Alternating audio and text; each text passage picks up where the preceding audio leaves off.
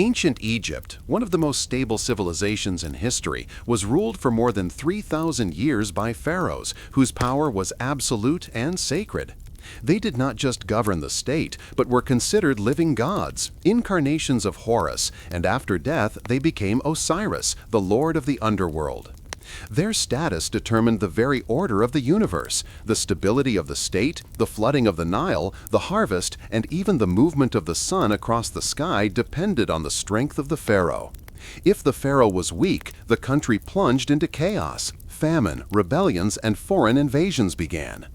Egypt proved to be a surprisingly resilient civilization. While others collapsed under the onslaught of barbarians or became mired in decay, the Egyptian state experienced periods of crisis but was always reborn. This was largely due to its geographical location. Egypt is surrounded by natural barriers: the desert to the west, the Red Sea to the east, the Mediterranean Sea to the north, and the cataracts of the Nile to the south.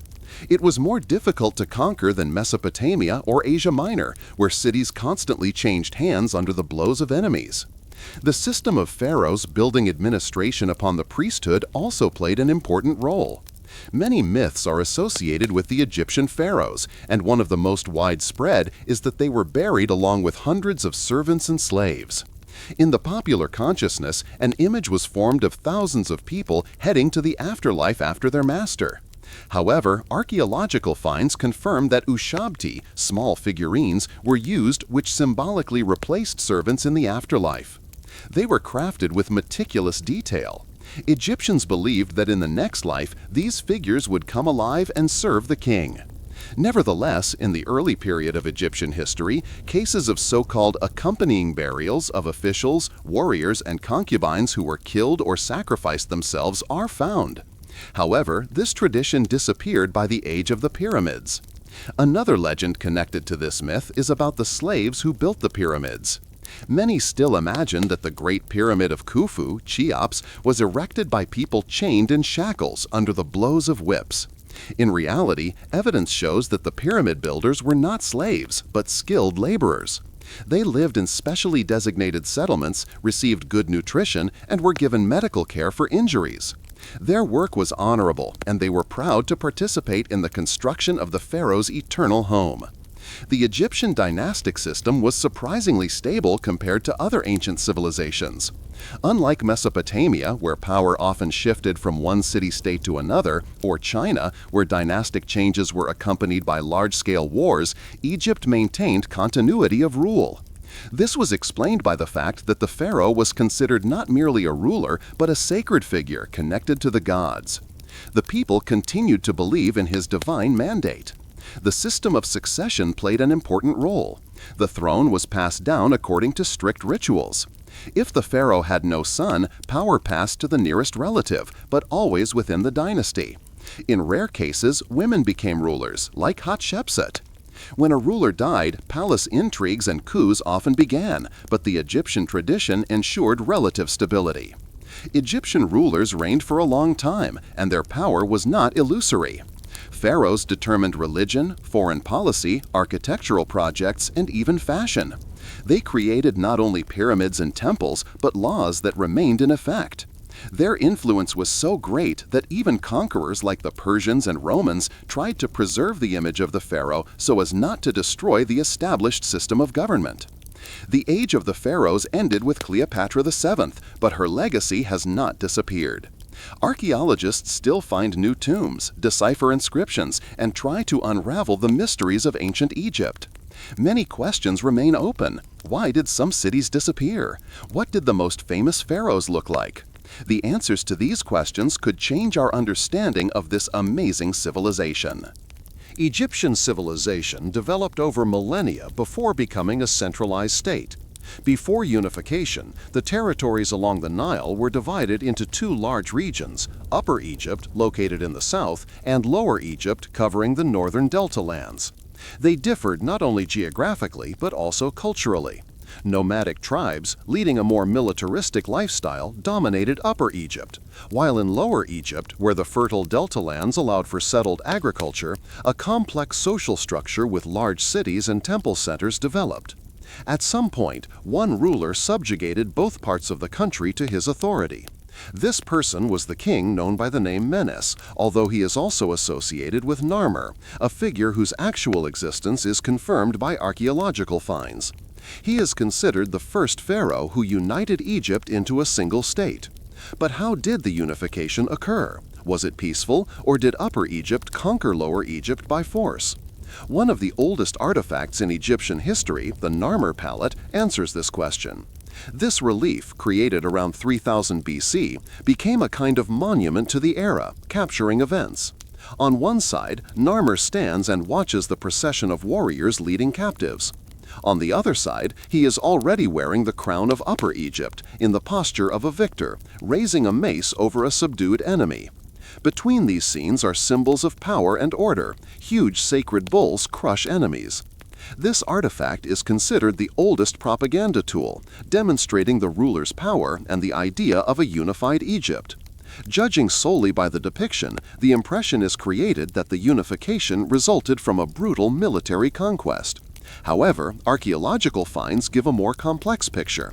Upper Egypt dominated initially, but further unification happened gradually through diplomatic marriages, religious reforms, and the redistribution of power among local elites. Thus, already in the first dynasties, the symbolism of royal power included both crowns, the white crown of Upper Egypt and the red crown of Lower Egypt, which speaks to the need to account for the traditions of both parts of the country. The first unified state is surrounded by legends regarding its creator. One of the most famous concerns his mysterious death. Ancient sources claim that he died during a hunt, being torn apart by a hippopotamus or a crocodile. This motif can be found in the myths and tales of many peoples, which gives reason to wonder whether his death was an accident or part of a more complex political intrigue. Some researchers suggest that Menes might have fallen victim to a conspiracy. If the unification of Egypt was accompanied by a military campaign, the new ruler certainly had many enemies among the nobility. The elites of Lower Egypt, accustomed to independence, might not have wanted to submit to the new pharaoh. However, we have no genuine evidence for this theory. Menes, whatever his end, laid the foundation of Egyptian statehood. He did not just become the first ruler of unified Egypt, he created a system that determined the country's life for subsequent millennia. He founded the first capital of unified Egypt, Memphis, a city that played a key role in governing the country. His successors inherited not only the title of pharaoh, but also the idea that the ruler is not merely a king, but an embodiment of divine order. It is from this moment that the great history of Egypt begins as a single power, where the authority of the pharaoh would remain unchanged throughout the centuries. Menes laid the foundation of the Egyptian state, but after the unification, the first rulers faced constant rebellions, conflicts between Upper and Lower Egypt, and the growing power of the priesthood, which sought greater authority. The greatest crisis occurred at the end of the Second Dynasty, when the country was again on the verge of fragmentation. It was Khsekhemwy who not only restored unity to Egypt, but also carried out important reforms, strengthening royal power. When Khsekhemwy came to power, Egypt was engulfed in civil war. The previous ruler, Peribsen, took an unprecedented step. He changed the pharaoh's title, replacing the traditional son of Horus with son of Seth. In Egyptian mythology, Horus symbolized lawful order and the pharaoh's divine authority, whereas Seth was associated with chaos, destruction, and war. This gesture probably meant that Peribsen relied on the elites of Upper Egypt, and Lower Egypt refused to recognize his authority. A struggle for control of the country began, which apparently involved fierce fighting. Khsekhemwy managed to restore Egypt's unity, but judging by archaeological data, this was achieved by force. Inscriptions preserved on his statues state that 47,444 people were killed in the wars, one of the first recorded casualty figures in history. Such a scale of repression indicates that the war was brutal and the resistance was serious. However, the fact that he recovered both crowns, the white of Upper Egypt and the red of Lower Egypt, shows that he succeeded not only in conquering the country, but also in reconciling its parts. Even his name is telling. Originally, he was called Khasekhen, which means power has appeared. But after the victory, he changed his name to Khsekhemwy, which translates as the two powers have appeared. Researchers believe these two powers symbolize Horus and Seth, the divine forces he allegedly reconciled, thus ending the country's split. Perhaps this was Khasekhemwy's way of demonstrating that his rule was a balance between two forces, not just a military triumph. Besides military victories, Khasekhemwy also went down in history as the first pharaoh to experiment with architecture, anticipating the age of pyramids. He built a massive structure out of mud brick, which became the prototype for royal tombs of subsequent eras. This was not just a grave, but a real complex with massive walls resembling a fortification. These elements would later be used in the architecture of the first pyramids, such as the Step Pyramid of Djoser. He also built fortifications in Hierakonpolis, one of the capitals of early Egypt, showing how seriously he took the protection of his power. However, perhaps Khasekhemwy's most important reform was his fight against the priesthood. Already during this period, priests were beginning to accumulate enormous influence, acquiring rich land grants that were removed from royal administration control. The pharaoh conducted, in essence, the first dekulakization, confiscation in Egyptian history. He confiscated a significant portion of temple lands and transferred them to state administration. This step not only strengthened the pharaoh's economic base, but also slowed the growth of the temple's power for many years. Khasekhemwy became Djoser's predecessor. Djoser succeeded him, not only continuing to centralize the state, but also permanently changing Egyptian architecture by beginning the construction of the first pyramids. Thus, Khasekhemwy's reign became an important transition from unstable early Egypt to the powerful centralized state of the Old Kingdom. After the complex period of the early pharaohs, Egypt entered the era of the Old Kingdom, which began in 2686 BC. This was a period of flourishing centralized power, construction achievements, and the final establishment of the cult of the pharaoh as an earthly god. The first ruler of this era was Djoser, a pharaoh of the Third Dynasty, whose name is forever associated with the birth of the pyramids and the strengthening of royal authority. Before Djoser, pharaohs were buried in mastabas, traditional rectangular tombs built of stone and mud brick. Their designs remained virtually unchanged for centuries, but his reign became a turning point. A key role in this was played by Imhotep, the high priest, vizier, and chief architect of Djoser, who revolutionized Egyptian architecture by being the first in human history to use the principle of multi-layered construction. Instead of a single mastaba, he began building several steps, stacking them on top of each other. This is how the first step pyramid appeared, becoming not just a tomb, but the greatest architectural achievement of its time. Djoser's step pyramid was not only the tallest stone structure in Egypt at that time, but also the first monument built entirely of stone. Its height reached 62 meters, making it a dominating object in the landscape. However, the pyramid was only part of a massive funerary complex that included temples, courtyards, administrative buildings, colonnades, and massive enclosure walls. This complex created the effect of an impregnable fortress, symbolizing the immutability of the pharaoh and his eternal connection with the gods. But despite all the monumentality, one of the most mysterious features is hidden inside the pyramid, a complex system of underground tunnels and shafts connecting 11 separate burial chambers. The purpose of these is subject to hypothesis. One of the most common hypotheses is that these chambers were used for false burials intended to protect the pharaoh's body from robbers. Another version suggests that members of the royal family or important courtiers might have been buried in these additional tombs. Some scholars believe that these chambers symbolized a journey into the afterlife, reflecting ancient Egyptian ideas about the soul's journey. Under Djoser, the pharaoh's power reached a new level. If the ruler was previously primarily a military leader and chief judge, he now came to be seen as a living deity, the incarnation of Horus on earth. His reign marked the final establishment of the pharaoh's cult, which linked him to the divine order of the universe. Temples, rituals, state ceremonies, and the very architecture of the pyramid complex emphasized that the king was not just a man, but a being endowed with a divine nature. Djoser not only created the first great monument in Egyptian history, but also strengthened a system of rule in which the pharaoh's authority became sacred and indisputable. It was from him that the process began that turned Egyptian kings into demigods and their tombs into eternal symbols of their power. His legacy would define the entire subsequent history of the Old Kingdom, inspiring future generations of pharaohs to build even more magnificent pyramids and expand the divine cult of royal power. After Djoser, Egyptian pharaohs continued to develop monumental construction, striving to leave eternal tombs behind, but none advanced pyramid architecture as far as Sneferu. This ruler, the founder of the Fourth Dynasty, became not only a great builder, but also an innovator who carried out a series of large-scale architectural experiments. It was he who completed the transition from step tombs to classical pyramids with smooth sides, paving the way for the construction of the Great Pyramids.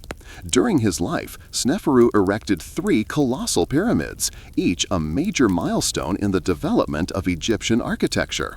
The first of these, the pyramid at Medum, started as a step pyramid but was then attempted to be converted into a smooth-sided one by filling the steps with stone masonry. However, the structure proved unstable, and a significant portion of the outer casing eventually collapsed, turning the pyramid into ruins. Today, it resembles a massive tower with piles of debris at the base. However, it was at Medum that the technology of cladding with smooth stone slabs was first used, which later became the basis for building classical pyramids.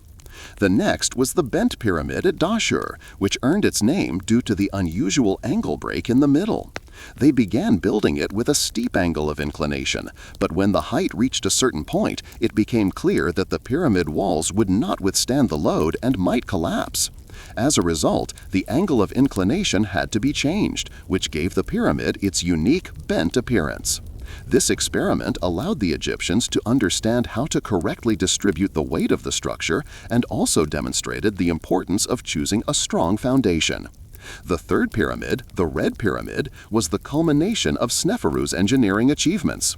It was built near the bent pyramid and became the first smooth-sided pyramid of regular shape in Egyptian history. Its design incorporated the lessons of previous projects, allowing for the creation of a stable structure, named after the color of the limestone used in its construction. The Red Pyramid became the prototype for the Great Pyramid of Khufu, Sneferu's son, who would perfect the construction technology. But Sneferu went down in history not only as a builder, but also as a ruler who expanded the borders of Egypt. His reign was a period of active maritime expeditions and military campaigns on a scale previously unseen, involving ships up to 50 meters long, which allowed for trade with distant regions. Judging by preserved texts, Sneferu organized major campaigns to Nubia, Lebanon, and Sinai. Gold and slaves were brought from Nubia. Valuable cedar wood, essential for shipbuilding and temples, came from Lebanon, and the Sinai Mountains supplied Egypt with copper and turquoise.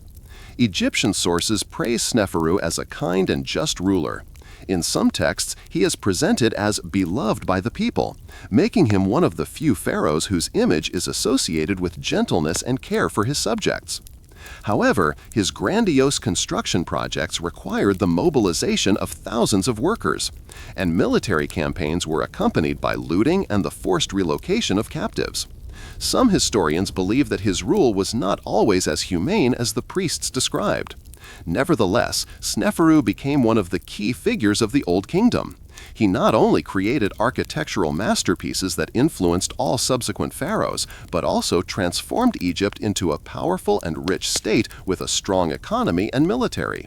It was his reforms, military campaigns, and engineering discoveries that prepared the ground for the flourishing of Egypt during the reign of his son Khufu, who would continue his father's work and build the most famous pyramid in history. After the era of Sneferu's experiments, the time of ultimate construction came. This was led by his son Khufu, whom the Greeks called Cheops, and it was he who left behind the most famous pyramid in history, the Great Pyramid of Giza. This monument, recognized as one of the 7 wonders of the ancient world, remains a subject of debate and mystery. How was this colossal complex built? Was Khufu truly a cruel despot, as Herodotus wrote? What secret rooms inside the pyramid are being discovered? Khufu's image in history is extremely contradictory. The ancient Greek historian Herodotus, who wrote his works 2,000 years after the pharaoh's reign, describes him as a despot who drove the people into slavery to build the pyramid. According to him, Khufu closed all temples, forbade sacrifices to the gods, and forced Egyptians to work for him for 3 months without rest. Even his daughter, according to Herodotus, was forced into prostitution to earn money for the continuation of construction. However, modern archaeological research does not confirm these accusations. Egyptian sources, on the contrary, depict Khufu as a great ruler who maintained order in the state and enjoyed respect. After his death, the pharaoh's cult did not gain widespread popularity, unlike his father's cult, which may indicate discontent among the elites or even palace intrigues during his reign. One of the most common myths remains the idea that the pyramid was built by slaves exhausted by unbearable labor under the blows of whips. However, excavations in the Giza area showed that the pyramid builders were professional workers, not prisoners or slaves. Remains of their settlements, bakeries, workshops, and graves where the workers were buried with honors were found. This proves that the construction of the pyramid was a state task involving skilled masons, engineers, and artisans who received payment. The work was organized most likely using a rotational method, with thousands of people replacing each other so that the grandiose project could be completed within the allotted time. But even after 4,500 years, the Great Pyramid of Giza remains a mystery. It differs from the pyramids of subsequent pharaohs in its complex internal structure. The king's chamber is located inside its depths, where there are several rooms connected by a system of corridors and shafts. The pharaoh's main tomb is located not at the base, as was customary, but in the very middle of the pyramid, at a height of 43 meters. Below is the so-called Queen's Chamber, which was probably never used as intended, and even deeper is an underground chamber carved into the rock, the purpose of which remains a mystery. In recent years, using modern technology, anomalous voids that were previously unknown have been discovered inside the pyramid.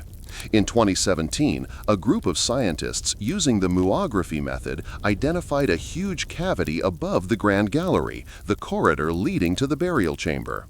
This void is about 30 meters long, and its purpose remains unknown. Perhaps it is an additional stress-relieving chamber designed to protect the structure, or perhaps undiscovered secret passages or rooms hiding ancient mysteries. Khufu left behind a monument that survived ages and civilizations, becoming a symbol of Egypt. Controversial was his reign, but one thing is certain: he was a pharaoh who proved that man could build something that would outlast millennia. The Great Pyramid remains not only an architectural wonder, but also a symbol of the power, ambition, and mastery of ancient Egyptian civilization. Khufu's success did not prevent the decline of the era. Great pyramids continued to be built, but the power of the pharaohs gradually weakened, and the centralized state began to crack at the seams. By the end of the 6th dynasty, Egypt found itself in a deep crisis that led to the fall of the Old Kingdom. The symbol of this era was Pharaoh Pepi II, whose reign is considered the longest in history. According to some data, he remained on the throne for over 90 years. How did Egypt withstand the rule of a monarch who was in power for almost a century? Why did his long reign not strengthen the state, but rather accelerate its collapse? And did Pepi II really ascend the throne as a child, as ancient sources claim? Pepi inherited the throne after the death of his father Menenre, when, according to some reports, he was only 6 years old. This was not the first case of child rule in Egypt, but it was the first time a pharaoh who began ruling at such a young age remained on the throne for almost a century. His childhood on the throne is surrounded by myths. One of the most famous sources is the letter from Vizier Harkuf, in which he reports that the young pharaoh ordered dwarfs to be brought from distant lands to entertain him in the palace. This episode highlights Pepi II's childish fascination with exotic entertainment, but also shows that in the first years of his reign he did not make serious decisions, and the real power was in the hands of his mother, Pepi, and senior officials. The first decades of his rule passed relatively peacefully, but the longer he remained on the throne, the more his authority weakened. Unlike the pharaohs of the early Old Kingdom who strictly controlled Egypt, by the end of the 6th dynasty, the nomarchs, provincial governors, began to turn into independent rulers. These governors, previously appointed and controlled by the central government, now began to pass their authority down by inheritance, built luxurious tombs that rivaled the royal ones, and turned their nomes into virtually autonomous states. Instead of a powerful centralized empire, Egypt gradually turned into a fragmented country where the pharaoh's power became increasingly nominal. Financial problems exacerbated the situation. In the Old Kingdom, enormous resources went into building pyramids, maintaining temples, and the army. But as centralized power weakened, revenue to the royal treasury decreased. Temples, to whom pharaohs granted privileges, became richer, while the royal court experienced difficulties. At the same time, Egypt was losing control over important trade routes.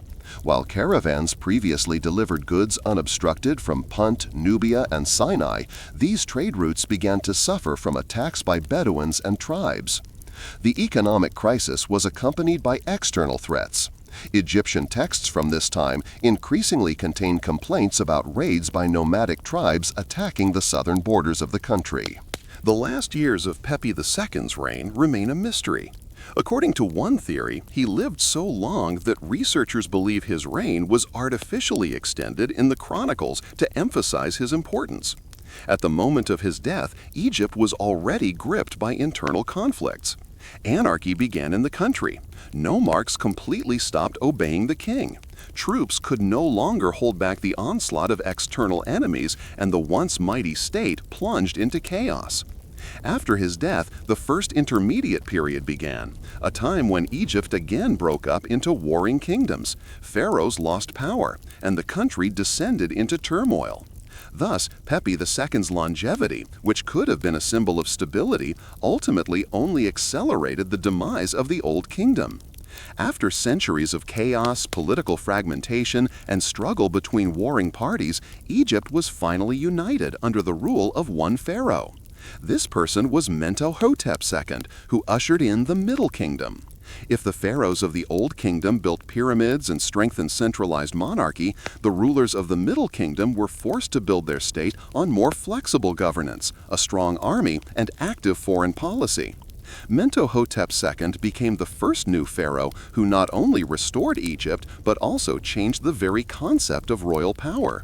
The civil war that preceded his rule began after the collapse of the Old Kingdom around 2150 BC and lasted more than 100 years. Egypt was divided into many rival factions.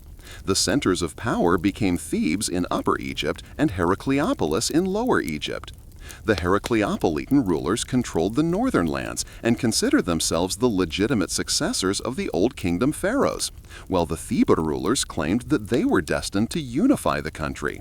The warring armies of both sides destroyed cities and irrigation systems, leading to famine and mass unrest. By the time Mentuhotep II ascended the Theban throne around 2055 BC, Egypt was weakened, the economy was ruined, and life was harsh. He fought a war with the Heracleopolitan kingdom for more than 20 years. In the end, he was able to break the resistance of the northern rulers, completely routed their capital, and restored a unified monarchy, appointing his loyalists to the provinces. Unlike the Old Kingdom pharaohs who ruled as absolute gods, Mentuhotep II realized that without a strong administrative apparatus and an effective army, his state could fall apart again. One of the main distinctions of the Middle Kingdom pharaohs is the realism in their statues. While the Old Kingdom pharaohs were depicted as eternally young and infallible, Mentuhotep statues often showed signs of maturity and fatigue. This reflected a new ideology. The king was now not just a heavenly being, but a wise ruler who bore the burden of state administration. Mentuhotep also actively pursued foreign policy. Unlike the Old Kingdom pharaohs, who mainly focused on building monumental structures and internal administration, he sent the army south to subjugate the rich lands of Nubia. Around 2400 BC, he organized several military campaigns, during which the Egyptians seized strategically important areas where there were gold mines and other resources. The captured lands were fortified, and the Nubian tribes were either destroyed or enslaved. This policy allowed Egypt to control the southern trade routes and significantly replenish the treasury. Mentuhotep ruled for about 50 years, and during this time he managed to restore Egypt after a century of chaos. He reformed the system of government, strengthened the army, expanded the state's borders, and created a new model of power that allowed the pharaohs of the Middle Kingdom to be not only rulers but also active military commanders and diplomats. His legacy had a huge influence on subsequent pharaohs, and he himself went down in history as the ruler who restored Egypt's power. After Mentuhotep II, the pharaohs of the Middle Kingdom continued to strengthen Egypt, expand its influence, and improve state governance. But it was under Senuseret III that the country reached its apogee in this era. This ruler became a symbol of a powerful and authoritarian king, whose image continued to be revered even in the New Kingdom 700 years after his death. He went down in history as a pharaoh who conducted grandiose military campaigns and fundamentally changed the borders of Egypt. His rule can be called the first prototype of Oriental despotism, where the pharaoh's power was absolute and the army became not just an instrument of defense, but a means of active expansion. Senuseret III ruled approximately from 1878 to 1839 BC. His reign was the culmination of the reforms started by his predecessors. He finally broke the independence of the nomarchs and significantly limited the influence of the priesthood. Under him, Egypt became a much more centralized state where power was completely concentrated in the hands of the pharaoh and his appointed officials. Senuseret III, unlike the idealized images of his predecessors, appeared in statues with a stern expression, wrinkles, and signs of fatigue, emphasizing the burden of power and responsibility for the country. This realism in sculpture became a new stage in Egyptian art and symbolized the transition from the image of a god to the image of an authoritative yet earthly ruler. His greatest military success was especially in Nubia. He conducted several major campaigns, finally subjugating the southern territories. Under him, Egypt's border moved far south, which allowed for the establishment of control over strategically important areas with gold mines and trade routes. He built a series of powerful fortresses along the Nile, such as Buhen and Semna, which became permanent military outposts. These fortifications ensured control over Nubian uprisings and raids. Subsequently, these fortifications remained the most important strategic sites for many centuries. Besides the southern campaigns, Senuseret III also conducted military operations in Asia, expanding Egypt's influence in Palestine and Syria. This did not lead to the complete conquest of these lands, but he established control over key trade routes, which gave Egypt new economic opportunities. His military successes made him not just a great general, but a true empire builder who laid the foundations for future expansion in the New Kingdom era. After the death of Senuseret III, a mystery arose connected with his burial place. Unlike most pharaohs, several tombs were found for him. His pyramid was built at Dashur, but a huge burial site was also found in Abydos, where Egyptians in a later period revered him as a demigod. There are theories that one of the tombs was symbolic and the other was intended for the real burial. Perhaps this was due to religious reasons, as Abydos was considered the sacred city of Osiris, and burial in this place could give the pharaoh special protection in the afterlife. Senuseret III remained in the memory of Egyptians as one of the greatest kings. Even 700 years after his death, his cult continued to exist, and many subsequent pharaohs modeled themselves on him. His model of absolute power, military expansion, and complete control over the nobility became the foundation for the further development of Egyptian statehood and turned him into one of the first true Oriental despots. By the middle of the second millennium BC, Egypt was in a deep crisis. The country was divided, and a significant part of Lower Egypt came under the rule of foreign rulers, the Hyksos. They ruled Egypt for over 100 years, controlling strategically important cities and imposing their power on local nomarchs. However, their domination came to an end with the ascension of Ahmose I, the pharaoh who managed not only to expel the invaders, but also to create a powerful military state, laying the foundations of the New Kingdom, the era of Egyptian imperial might. Ahmose I is the pharaoh who transformed Egypt into an expansionist power. The Hyksos, whose authority in Egypt began around 1605 BC when they captured Lower Egypt and established their capital in Avaris, brought advanced military technologies with them, including war chariots, which gave them a tactical advantage over the Egyptians. However, their rule was not exclusively brutal. They adopted many Egyptian traditions, used hieroglyphic writing, and even called themselves pharaohs. Despite this, the Egyptians perceived them as foreigners, and the desire to liberate the country from foreign domination became the key idea of the Theban rulers, who ultimately started the war for independence. Ahmose I, son of Pharaoh Seqenen-Retau, continued the fight against the Hyksos. He began his reign around 1550 BC and immediately undertook military reforms. One of his main achievements was the creation of the first permanent military fleet in Egyptian history. Although Egyptians had used ships long before him, it was Ahmose I who formed organized naval forces, allowing him to blockade Hyksos fortifications and take control of the Nile Delta. This fleet played a key role in his victories, ensuring the effective transfer of troops and supplies. The culmination of the war was the siege of Avaris, the Hyksos capital. The Egyptians used new combat tactics borrowed from the Hyksos themselves, including the use of chariots, powerful bows, and bronze weapons. Eventually, the city fell, and the remnants of the Hyksos army retreated to Palestine, where Ahmose I pursued them and captured the fortress of Sharuhen, finally destroying their influence. His victory not only liberated Egypt, but also marked the beginning of its expansion. The liberation of the country allowed Ahmose I to begin the process of actively conquering new territories.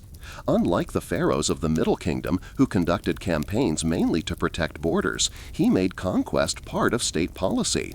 Egyptian armies moved south into Nubia to regain control over the gold mines, and then into the Levant to prevent new threats from Asia. This marked the beginning of Egypt's transformation into the largest empire of its time. Ahmose I saved Egypt and laid the foundations for its future power.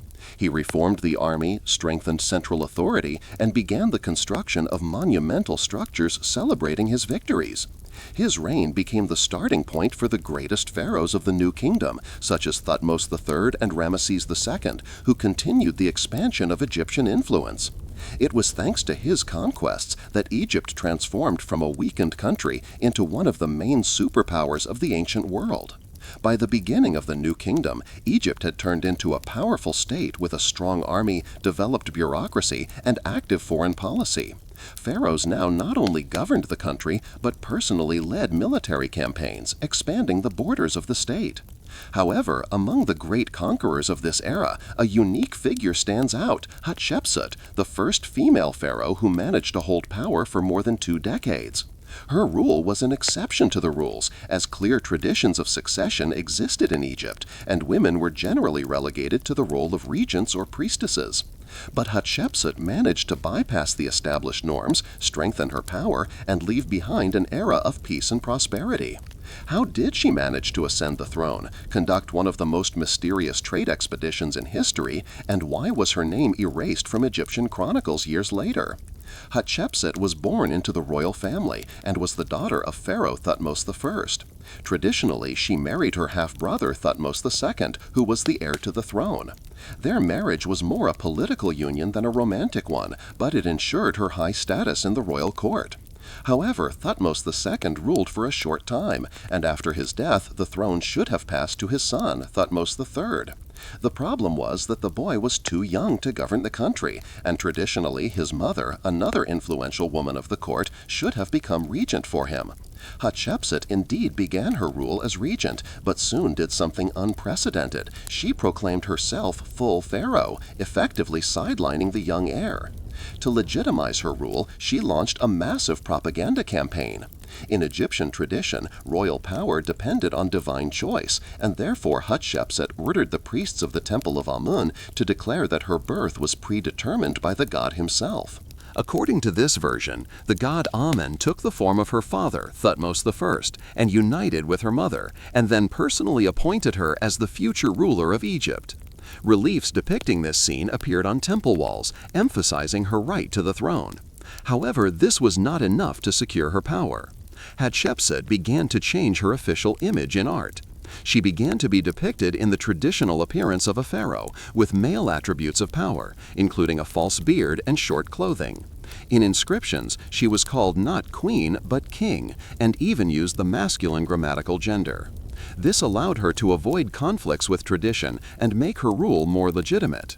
Her policy proved successful, and despite possible discontent among the nobility, she managed to hold the throne for many years without facing serious conspiracies. One of the most significant events of her reign was the large-scale trade expedition to Punt, a place known to Egyptians as the land of the gods, a source of precious stones, incense, valuable wood, exotic animals, and other riches. However, its exact location remains unknown. Some researchers believe that Punt was located in modern Ethiopia or Somalia. Others suggest it might have been southern Arabia.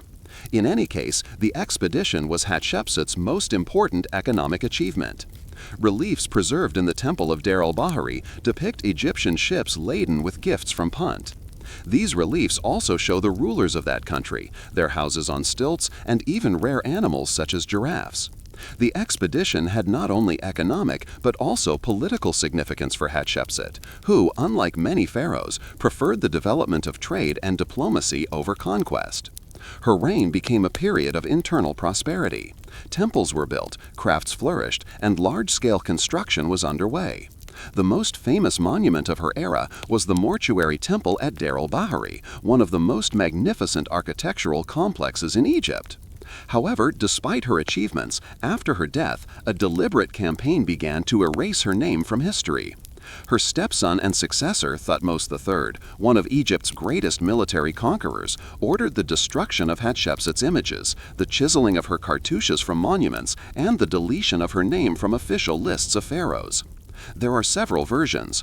One is that Thutmose, having conducted many military campaigns and turned Egypt into a world power, wanted to eliminate the precedent of female rule, fearing that it would weaken the tradition of royal authority. Another hypothesis suggests that the initiators of the defacement and suppression of her power were the priests of Amen, who were recovering their lost influence. It is worth noting that the destruction of her name began only 2 decades after her death, which may indicate that Thutmose III personally did not harbor hatred for her, and his decision was dictated by political considerations. As one of Egypt's most outstanding rulers, her temples, especially the complex at Der el-Bahari, have survived as some of the main masterpieces of ancient Egyptian architecture. She proved that a woman could rule Egypt just as successfully as men, and her reign became an example of how willpower, political talent, and the ability to use religious ideology could allow a woman to ascend the throne and maintain power for many years. By the middle of the New Kingdom, Egypt had reached the peak of its power. Pharaohs ruled a vast empire stretching from Nubia to the Levant. Military campaigns brought gold and captives, and temples were growing, becoming not only religious but also political centers. The time came for a confrontation between royal authority and the powerful priesthood. Amen, the chief god of Egypt, was considered the patron of the pharaohs, and his priests managed the wealthiest temples, owned lands, and could virtually rival the king himself. It was at this time that a man who decided to completely change millennia-old traditions ascended the throne. Amenhotep IV, better known as Akhenaten, became the first ruler in history to attempt to impose monotheism, belief in a single god. His reform caused a split in society, made him an enemy of the powerful priesthood, and led to attempts to erase his memory from history after his death. Akhenaten ruled from approximately 1353 to 1336 BC. Before his reign, Egyptian religion was a complex system in which the worship of hundreds of gods coexisted alongside the cult of Amun. Pharaohs for centuries emphasized their connection with this god, bringing him gifts and building grandiose temples. However, Amenhotep IV suddenly declared that the only true god was Aten, the solar disk that grants light and life to the whole world. At first, he tried to combine the new cult with old beliefs, but then he completely abandoned the traditional gods, closed their temples, and deprived the priests of power. To emphasize the break with the past, he changed his name to Akhenaten, meaning pleasing to Aten. Along with him, the new cult was supported by his wife Nefertiti, one of the most mysterious women of the ancient world.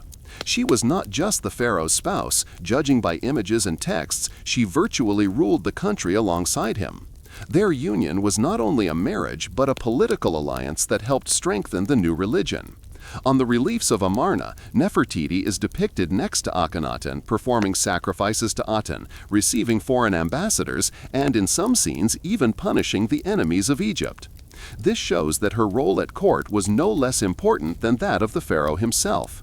Her name means "the beautiful one has come," and her famous bust found in Amarna is still considered one of the main symbols of ancient Egyptian art. However, the new religion could not take root in the old centers of power, and Akhenaten decided to leave Thebes, the ancient capital of Egypt.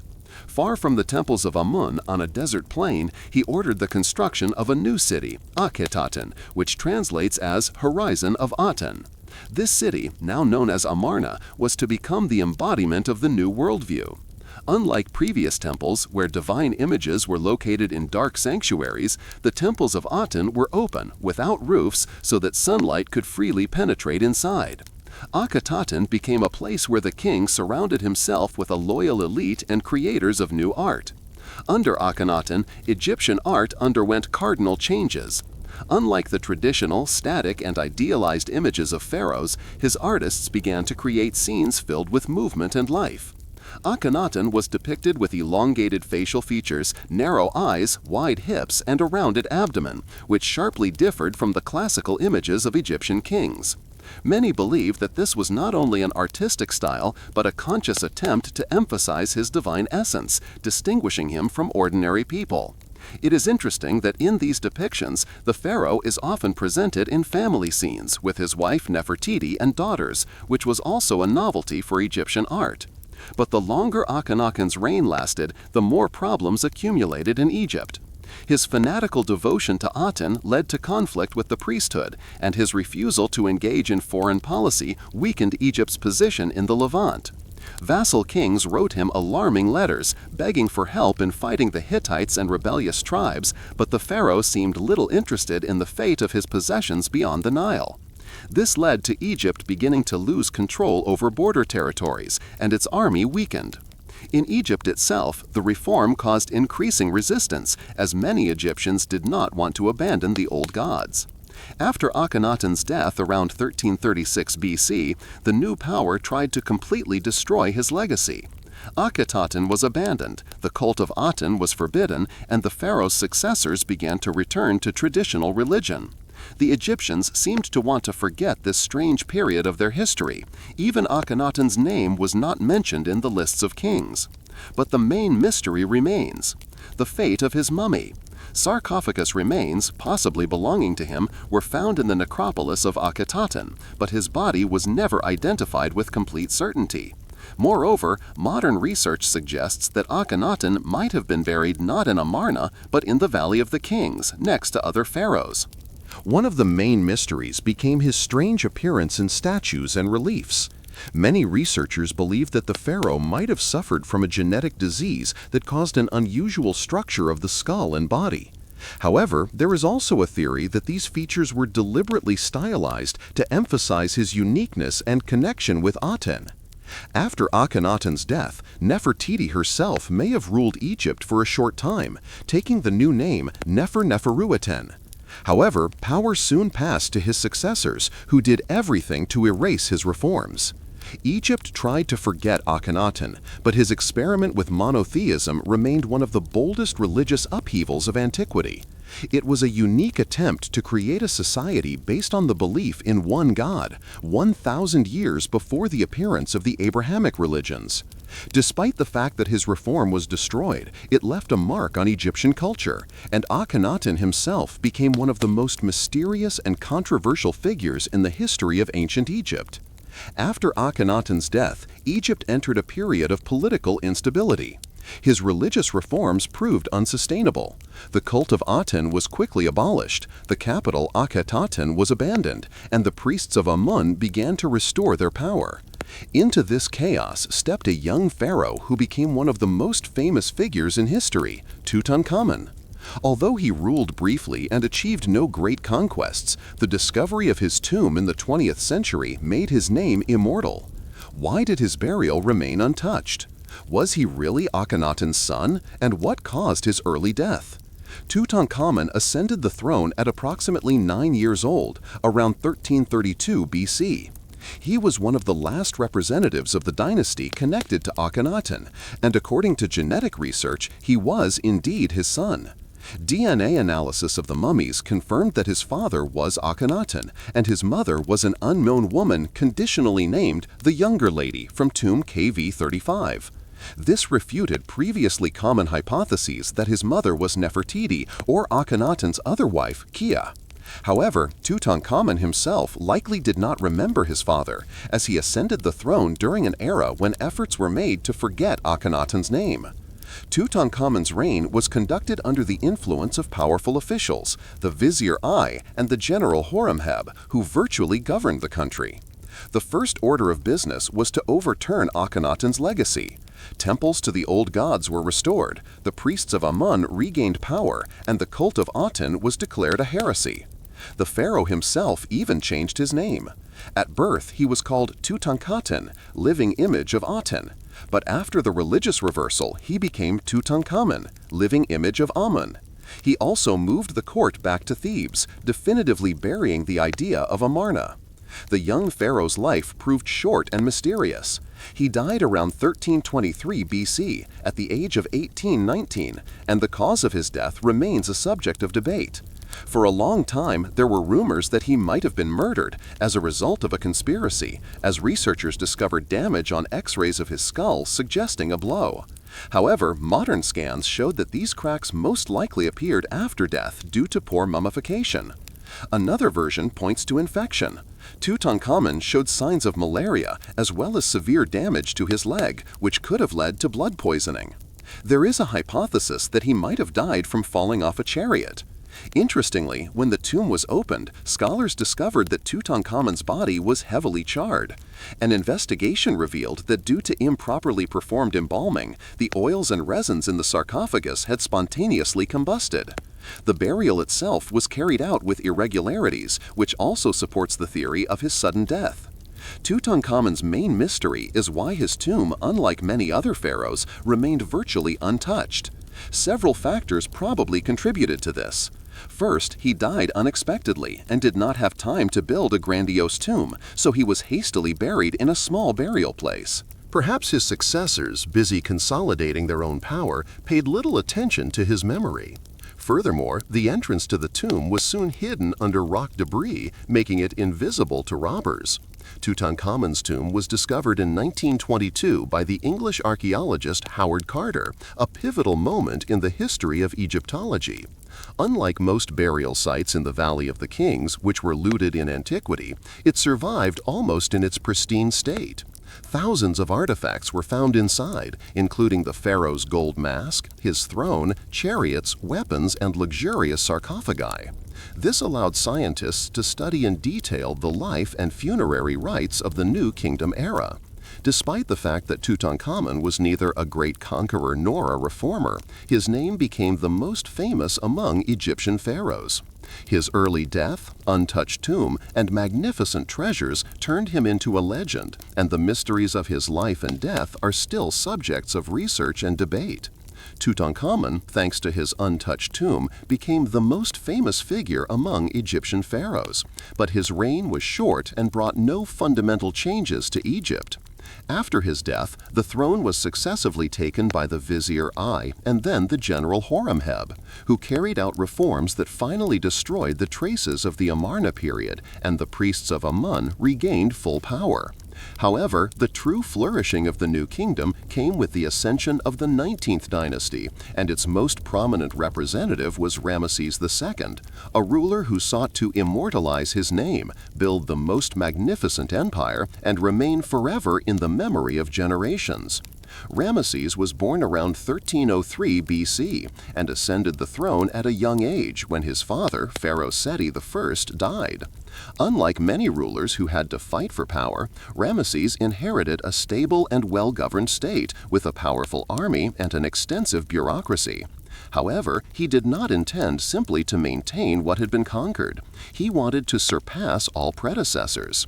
His reign lasted over 60 years, which was rare among pharaohs, and the monuments and texts he left behind show that he strove to establish himself as the greatest monarch of Egypt. One of the most important episodes of his reign was the Battle of Kadesh, which took place around 1274 BC. This battle, the details of which are recorded in written sources from both sides of the conflict, Egypt and the Hittite Empire, involved two powerful states of the Near East fighting for control over the Levant. Ramesses II, leading 4 army corps, advanced toward Kadesh but fell into a Hittite trap commanded by Muwatalli II. The leading Egyptian corps was virtually destroyed, and Ramesses himself was on the verge of defeat. According to Egyptian sources, it was the pharaoh's personal bravery that saved the army. Surrounded by enemies, he supposedly personally engaged in combat and then managed to repel the Hittite onslaught with the help of an elite unit. This narrative is highly idealized, and the battle brought no decisive success to either side. Ultimately, 16 years later, Egypt and the Hittites concluded the first peace treaty in history, copies of which are preserved both in Egyptian temples and in Hittite archives. Despite the lack of a military victory, Ramesses II turned the Battle of Kadesh into a symbol of his valor, ordering the walls of temples to be adorned with grandiose reliefs celebrating his exploits. But Ramesses sought to immortalize his name not only in military history, but also in family history. He is known as the pharaoh with a record number of children. Egyptian inscriptions mention dozens of his sons and daughters, and some historians believe he may have had over 100 heirs. His great royal wives, such as Nefertari and Iset-Nefret, bore him many children, and numerous concubines complemented his enormous family. However, the question of how real these figures are remains open. Egyptian pharaohs used the image of a large family as a symbol of the dynasty's stability and eternity, so the number of children may have been exaggerated in official propaganda.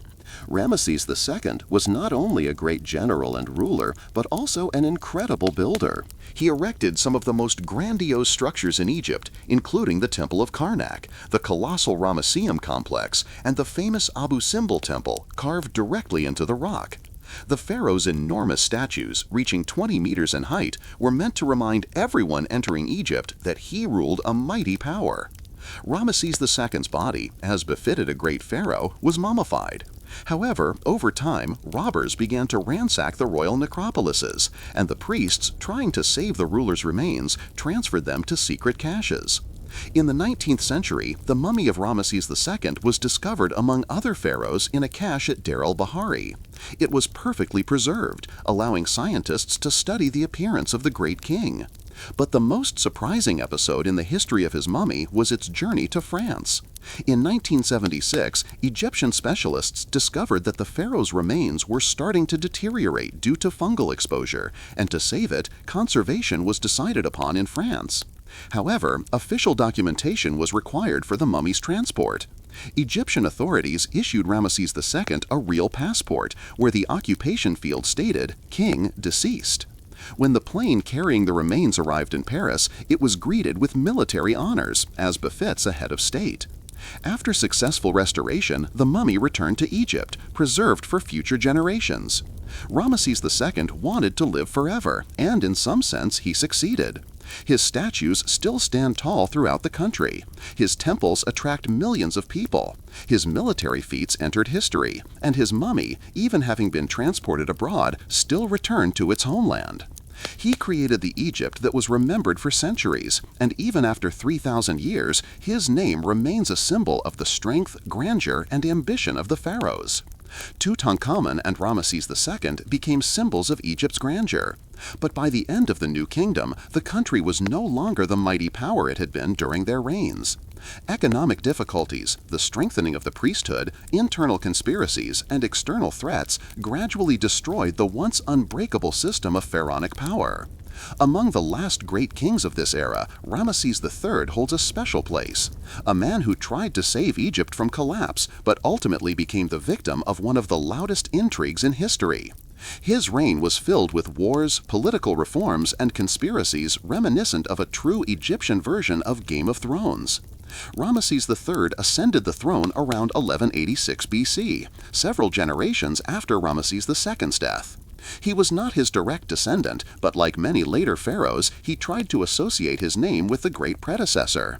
His reign lasted over 30 years, allowing him to leave a significant mark on Egyptian history.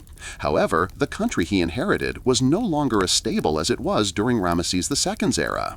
The treasury was depleted due to costly construction projects and wars, and the priesthood was becoming increasingly independent. The main challenge for Ramesses III was the invasion of the so-called Sea Peoples, mysterious tribes who came from the Aegean and eastern Mediterranean regions. Their exact origin is unknown, but they were a coalition of various tribal groups, including the Philistines, the Teker, the Shardana, and others. These tribes destroyed the Hittite Empire, ravaged cities in Asia Minor, Syria, and Palestine, and moved on Egypt. Their invasion coincided with a general crisis in the Near East that led to the collapse of many ancient civilizations. Ramesses III accepted the challenge and managed to organize the defense of the country. He ordered the construction of new fortresses on the borders and, for the first time in Egyptian history, created a permanent naval fleet. The fleet played a key role in the decisive battle with the Sea Peoples, which unfolded on the coast of the Nile. On the bas reliefs of the Medinet Habu temple, built in honor of the victory, one can see scenes in which the Egyptians attack enemy ships. Archers shower the enemy with arrows, and the pharaoh personally observes the battle. This battle became one of the first sea battles described in history, and it ended with the defeat of the Sea Peoples. However, this victory did not mean the restoration of Egypt's former power. The country remained exhausted, and the army required more and more resources that were no longer available. Egypt's internal problems became increasingly acute. The state was experiencing a financial crisis, which led to the workers building royal tombs in the Valley of the Kings not receiving their wages. This resulted in the first recorded strike in history. Artisans and builders left their posts and went to officials demanding bread and payment for their work. For Egypt, where the pharaoh was considered a god, such a situation was unprecedented. It meant that royal authority was no longer as inviolable as before. At this time, a conspiracy was brewing at Ramesses III's court, aimed at placing the prince Pentawere on the throne, bypassing the legitimate heir. A conspiracy was organized that included courtiers, military personnel, priests, and even concubines. According to the testimony of the Turin Judicial Papyrus, the conspirators tried to use magic rituals, enchanted dolls, and curses to weaken the pharaoh. However, they ultimately chose a more straightforward path: the physical elimination of the king. It was long believed that Ramesses III died a natural death, but studies of his mummy conducted in the 21st century showed that his throat had been cut, a wound so deep that it possibly damaged even the spine. This means the pharaoh was killed by a swift blow, probably while sleeping or during a harem ritual. Perhaps the conspirators hoped that his death would allow the quick transfer of the throne to Pentawere. But their plan failed. After the pharaoh's murder, power passed to his official heir, Ramesses IV, who immediately launched an investigation and held a trial for the conspirators. This trial became one of the most famous legal processes in Egyptian history. As a result, dozens of people were found guilty. Some were executed, and others were offered to commit suicide. Prince Pentawere, according to sources, was forced to commit suicide. Most likely, he was forced to poison himself. This conspiracy became the last major political crisis of the New Kingdom. After Ramesses III, Egypt definitively entered a period of decline. The priests, especially in Thebes, began to gain more power than the pharaohs themselves. The country plunged into an economic crisis, and the provinces increasingly moved away from central control. A few decades later, Egypt entered the Third Intermediate Period, an era of internecine wars, the collapse of authority, and the invasions of foreign peoples. Ramesses III was the last great pharaoh to defend Egypt from external enemies. But his assassination showed that even a mighty king was not protected from intrigue and betrayal. His reign became a symbol of the sunset of the New Kingdom, when the ancient empire, sustained by the divine authority of the pharaohs, began to crumble from within. After the death of Ramesses XI came a period of instability known as the Third Intermediate Period. Central authority weakened. The pharaohs no longer controlled the entire country, and the powerful priests of the Temple of Amun in Thebes became the de facto rulers of southern Egypt. At the same time, in the Nile Delta, rulers of Libyan military clans who had settled in Egypt for centuries grew stronger. Royal power became nominal, the Egyptian army weakened, and the country, which once dominated the Near East, was now on the verge of collapse. At this critical moment, a man who managed temporarily to restore Egypt's unity and even lead a military campaign outside the borders of the 22nd dynasty, renowned for plundering Jerusalem according to the Bible, appeared on the historical stage. Shoshenq I ascended the throne around 945 BC. He did not belong to the old Egyptian royal houses, but came from the Libyan nobility. His ancestors were military chiefs, and he himself held important posts at court of the last pharaohs. Egypt was virtually divided between two centers of power. Tanis in the Nile Delta, where the pharaohs ruled, and Thebes in the south, where the Temple of Amun controlled vast territories and wealth. To strengthen his power, Shoshenq began a policy of centralization, gradually subjugating the nomarchs, provincial rulers, and limiting the influence of the priesthood. A key reform was the introduction of a new administrative system, in which the highest military posts were distributed to his relatives. He appointed his son as the high priest of Amun in Thebes, effectively subordinating the priesthood to royal authority. This was a strategically important move, as the priests of Amun, especially in previous centuries, had become so powerful that they could rival the pharaohs. They now found themselves under the command of the new Libyan dynasty. But the main reason Shoshenq's name went down in history was his military campaign in the Levant. During this period, Egypt was no longer the main power in the region. The key powers were Assyria and the Israelite kingdoms. However, Shoshenq took advantage of a moment when dynastic crises occurred in the Near East and organized a major military campaign. According to the Old Testament, Shishak, as he is named in the Bible, attacked the kingdom of Judah during the time of King Rehoboam, the son of the legendary Solomon. The Book of Kings states that the Egyptians captured Jerusalem, looted Solomon's temple, and took its treasures. This event left a deep mark on biblical history, symbolizing the loss of Judean independence to a powerful external force. But what do Egyptian sources say? A bas-relief depicting Shoshenq's campaign is preserved in the Temple of Karnak, listing dozens of conquered cities. However, Jerusalem is not mentioned among them, which causes controversy among historians. Some scholars suggest he besieged Jerusalem, but it surrendered without a fight and was therefore not included in the list of conquered cities. Others believe that the main direction of Egyptian expansion was not Judah, but the northern kingdom of Israel, which at that time was wealthier and could pose a greater threat to Egyptian interests. Be that as it may, Shoshenq's campaign became the last major military expedition of Egypt in Western Asia. After him, Egyptian pharaohs could no longer organize such conquests and gradually lost their influence in the region. However, despite military successes, Shoshenq I could not solve Egypt's main problem, internal decay. Although he strengthened his dynasty, his successors did not possess the same capabilities, and the country began to fall apart again into separate regions. The priests of Amun regained influence, local rulers in the provinces acted increasingly independently, and the state treasury was depleted. Egypt definitively lost the status of a great power. The dominant force in the Levant became Assyria and then Babylon, which completely displaced the Egyptians from Near Eastern politics. Egypt could no longer conduct active foreign expansion and gradually turned into a weakened state that would soon itself become an object of conquest, first by the Assyrians, then by the Persians, and later by Alexander the Great. After the weakening of Egypt in the Third Intermediate Period, the country was divided among various rulers, priests, and foreign invaders. Egypt lost its former influence, and its lands became an arena of struggle between various factions. In the north, in the Nile Delta, pharaohs of the 22nd and 23rd dynasties, originating from the Libyan military elite, ruled. At the same time, in the south, in Thebes, the chief force became the high priests of Amun, who turned themselves into independent rulers. However, the most powerful force in the region became the Kushite kingdom, whose rulers, taking advantage of Egypt's weakening, invaded the country and founded the 25th dynasty, unifying it under their rule. But their rule proved short-lived. At the same time, in the Near East, Assyria became dominant, known for its cruelty and aggressive foreign policy.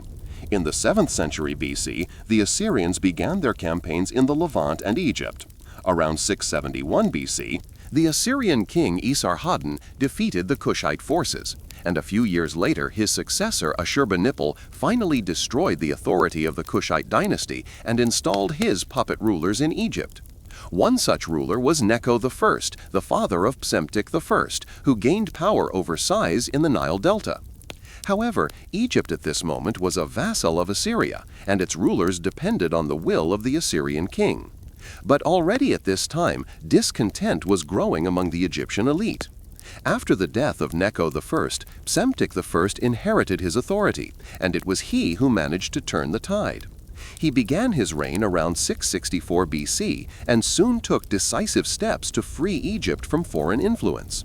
His first step was the elimination of internal rivals. Egypt at this point remained fragmented. Other kings ruled in various regions of the Delta.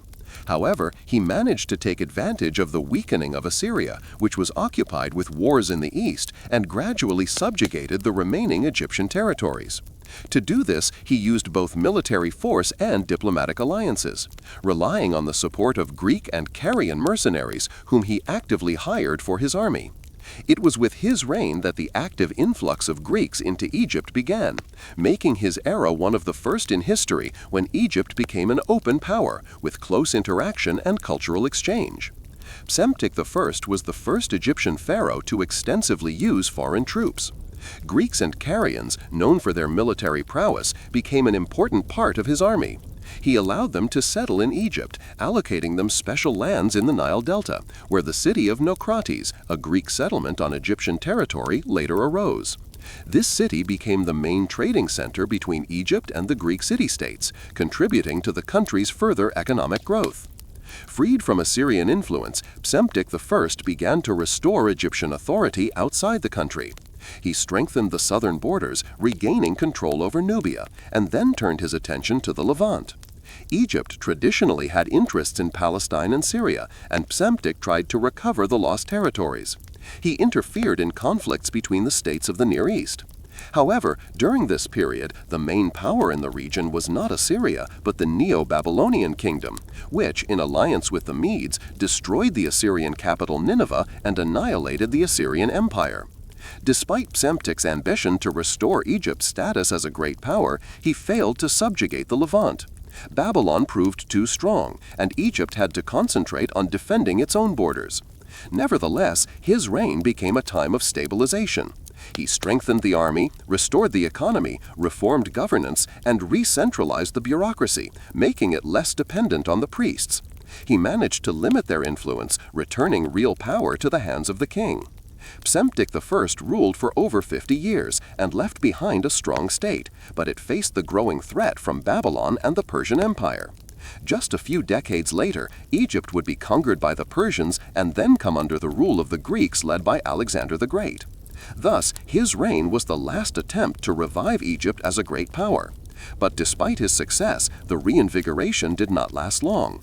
After the Scythe period, Egypt remained independent for a few more centuries, but gradually weakened, becoming an object of struggle between great powers.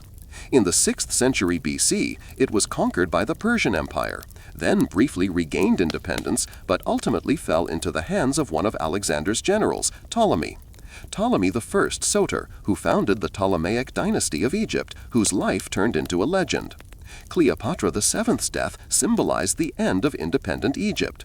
Contrary to popular belief, Cleopatra was not Egyptian by origin. She came from the Macedonian Ptolemaic dynasty, which had ruled Egypt since the conquests of Alexander, and her family maintained Greek traditions.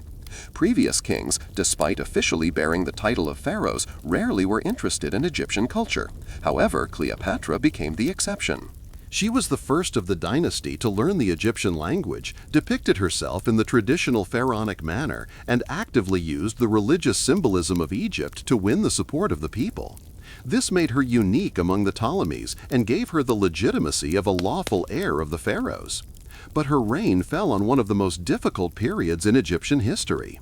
By the middle of the 1st century BC, Egypt had virtually lost its status as a great power and became dependent on Rome.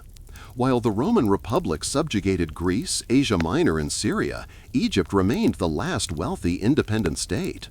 Cleopatra understood that her country was at the center of a great game, and to maintain its independence, she had to play by Rome's rules, forming alliances with the most influential Roman politicians. First, that ally was Julius Caesar. At that moment, a power struggle was underway in Egypt between Cleopatra and her younger brother, Ptolemy XIII. They were supposed to rule jointly. However, their conflict escalated into civil war, and Cleopatra needed a powerful patron. According to one of the most famous legends, she gained entry to Caesar's palace wrapped in a carpet that her servants brought as a gift. This made an impression on the Roman dictator, and he sided with her, helping her regain the throne. Their alliance was not limited to politics. Cleopatra bore him a son whom she named Ptolemy Caesar, or simply Caesarean. However, their plans to change the course of history were not fulfilled. After Caesar's assassination in 44 BC, Cleopatra found herself in a new, dangerous situation. She quickly found another ally, Mark Antony, one of Caesar's successors to power. Their relationship was also not just a political alliance, but a romantic story that became one of the most famous in history. Antony and Octavian controlled Rome, but Antony supported Cleopatra, and she, in turn, supplied him with money, troops, and resources. They even officially sealed their partnership, declaring their children heirs to a massive Eastern empire. However, their attempt to create an alliance independent of Rome led to war with Octavian, Caesar's adopted son, who sought sole power. In 31 BC, Octavian's forces routed Antony's and Cleopatra's fleet at the Battle of Actium. A year later, Roman legions entered Egypt, and the fate of the last queen was sealed. Mark Antony, upon learning that Cleopatra had supposedly committed suicide, fell upon his sword. When he learned that the rumors were false, he died in Cleopatra's arms. However, she understood that her life was also coming to an end.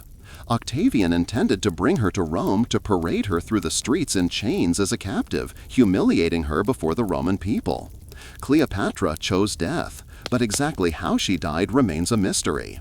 According to the most famous version, she allowed herself to be bitten by a poisonous snake, an Egyptian cobra, which was considered sacred and symbolized the divine authority of the pharaoh. However, modern researchers doubt this. Death from a snake bite is not always fast and painless, and no traces of snakes were found in her chambers. Another version suggests she died by poison or a poisoned hairpin. There is also a theory that she might have been killed by Octavian's order, who did not want to risk her influence remaining even in captivity.